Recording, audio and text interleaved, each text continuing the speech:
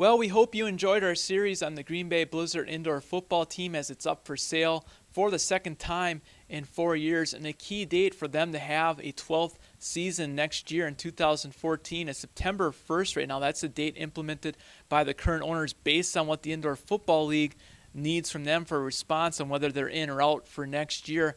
And currently the Titletown Football Group that bought the team in 2010, 3 of those original members remain, and those are the 3 looking to sell their shares in the team right now. Matt Umentum is one of them. He currently said they have had interest from some investors, but no hard deals in place yet. So that September 1st deadline is looming for the team to continue next year. And you look at the franchise, 11 years of play, the last 4 in the IFL, the previous 7 in AF2. They had 8 straight playoff appearances until going 4-10 this past year and missing out overall. But the key thing for them is just financially, the last 4 years in IFL having deficits. That trend has gone down.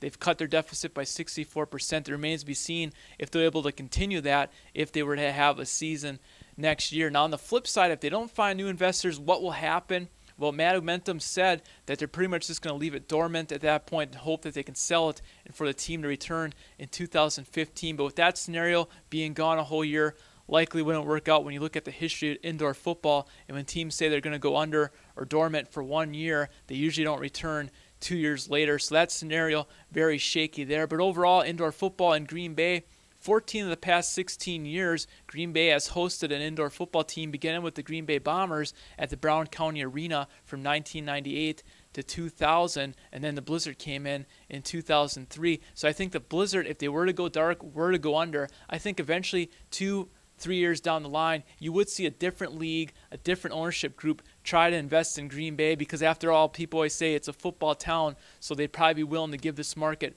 another try with indoor football. So that's the current situation with the Blizzard and indoor football as a whole in our area. I hope you enjoyed the 2-part series. For Press Gazette Media, I'm Andrew Pekarek.